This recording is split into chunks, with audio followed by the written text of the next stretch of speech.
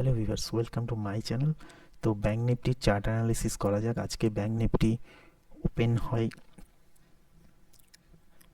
53,354 এবং লো দেয় 52,850 এবং হাই 53,880, প্রায় 1000 পয়েন্টের মোমেন্টাম।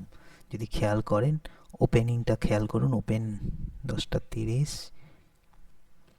এই যে এখানটায় ওপেন হওয়ার পর কিন্তু কালকের হাই, সেম নিফটির মতো কালকের হাইকে ব্রেক করতে পারে না, দিয়ে শার্প ফল এবং সাপোর্ট জোন 53,000 বলেছিলাম সাপোর্ট, একটু ব্রেক করে কিছুক্ষণ যাওয়ার পর কিন্তু 5 মিনিটের মধ্যে বা 10 মিনিটের মধ্যেই কিন্তু সাপোর্টে চলে আসে।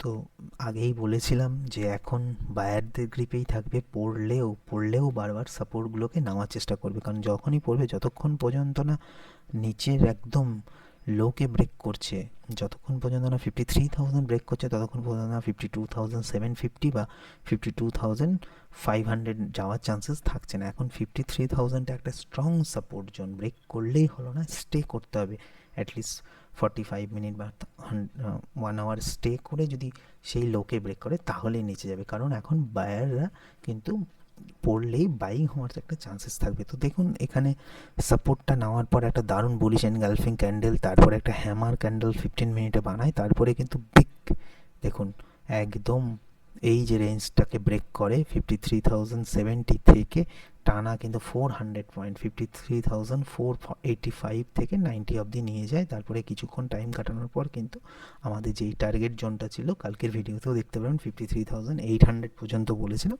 তো 800-এর উপরেই যায়, 888 এই অবধি যায়। তো এখন হলো কালকে কি হতে পারে। কালকে যদি কোনো কারণে ধরে নিন এই একই জায়গায় সাইডওয়েজ ওপেন হলো, তাহলে কিন্তু এই সব জায়গাতে সাপোর্ট নেওয়ার চেষ্টা করবে। এই যে বড় ক্যান্ডেল, এই বড় ক্যান্ডেলের লোয়ের কাছে কিন্তু সাপোর্ট নেওয়ার চেষ্টা করবে, মানে 53,300 বা 280 এখানে একটা সাপোর্ট নেওয়ার চেষ্টা করবে।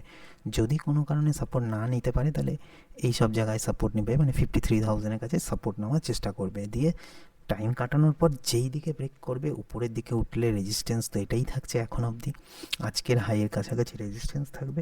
প্রথমে 500 থাকবে, তো সাপোর্ট নেওয়ার চেষ্টা করে উপরে উঠলে ওই দিকে ট্রেড নিতে পারেন। এবং যদি কোনো কারণে নিচের দিকে নামে, তাহলে কিন্তু 53,000 থেকে নিচে গেলে 52,800 থেকে 700 এই অবধি নামার একটা চান্সেস থাকবে।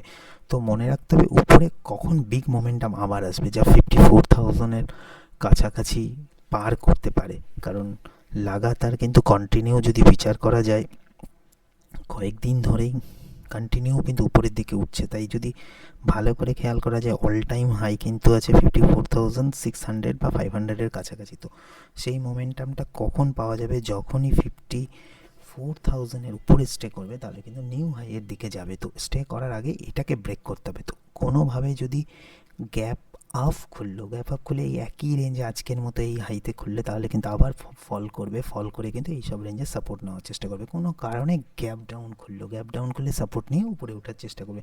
মোটামুটি একটা রেঞ্জের মধ্যে এখন কাটানোর চেষ্টা করবে। কালকে ফ্রাইডে আছে, ব্রেকও করতে পারে। 54,000 একটা রেজিস্ট্যান্স ধরে চলুন, এবং 53,000 একটা সাপোর্ট লেভেল থাকলে মাঝামাঝি আছে, কারণ 53,600-এ ক্লোজ করেছে, উপরে 400 পয়েন্ট এবং নিচে 400 পয়েন্ট। এই সাপোর্ট অ্যান্ড রেজিস্ট্যান্সের মধ্যে কাটানোর চেষ্টা করবে। যেদিকটা ব্রেক করবে সেদিকে কিন্তু একটা 500 to 600 পয়েন্টের একটা স্ট্রং মোমেন্টাম আসার চান্সেস থাকবে। মনে রাখবেন আমার ভিডিওগুলো only education purpose. Thank you, ভালো থাকবেন।